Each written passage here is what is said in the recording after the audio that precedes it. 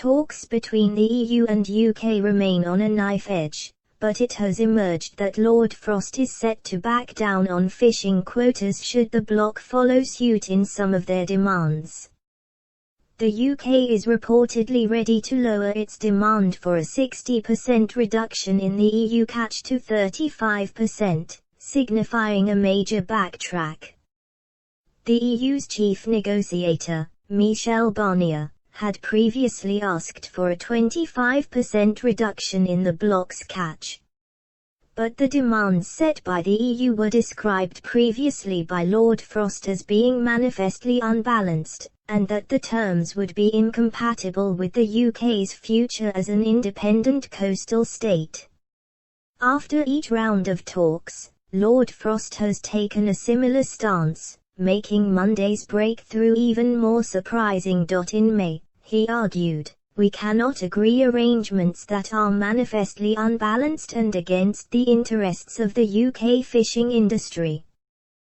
It is hard to understand why the EU insists on an ideological approach which makes it more difficult to reach a mutually beneficial agreement. We very much need a change in EU approach for the next negotiation round. At the European Commission, where the update on Brexit talks was given, Brussels maintained its stance that there be status quo access to UK waters. This, Mr. Barnier said, would be similar to the continuation of the current common fisheries policy.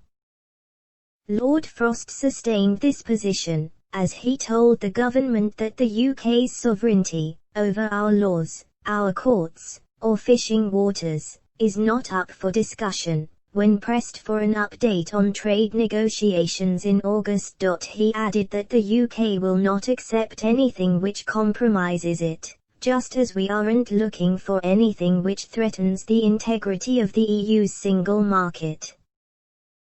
The talks would subsequently continue to hinge on fishing, the level playing field and state aid, but offering an update on Twitter in November, Lord Frost again claimed a deal was possible, adding, "But for a deal to be possible it must fully respect UK sovereignty. That is not just a word, it has practical consequences.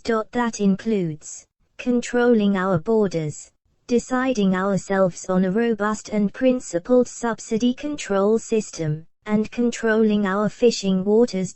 Lord Frost's previous comments underline how important fishing has become as a vital crux within trade talk. While the UK maintains it wants to take back control of its waters, the EU are unhappy at the prospect of being offered no chance to fish in the lucrative British seas. The Netherlands and France have been particular opponents of this. Both Prime Minister Boris Johnson and European Commission President Ursula von der Leyen have said in recent days they were still hopeful a deal can be struck, despite there being just days left before a deal must be reached, and then enforced.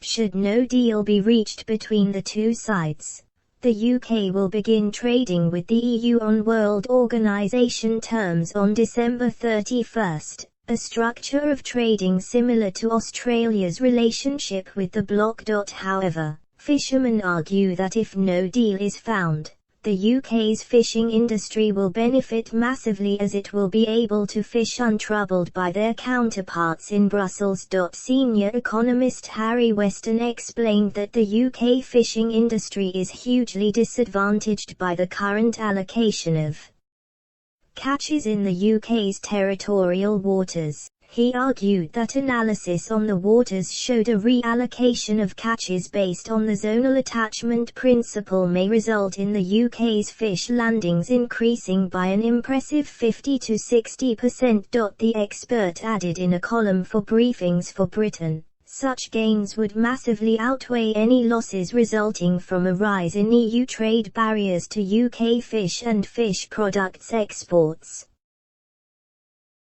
Fishing for Leave, an independent group of pro-Brexit fishermen, also demanded that no leeway be given to the EU in the battle to maintain its rights in British waters. The group said in May, "Britain holds the whip hand, EU consumers' need are dependent on fish caught in British waters.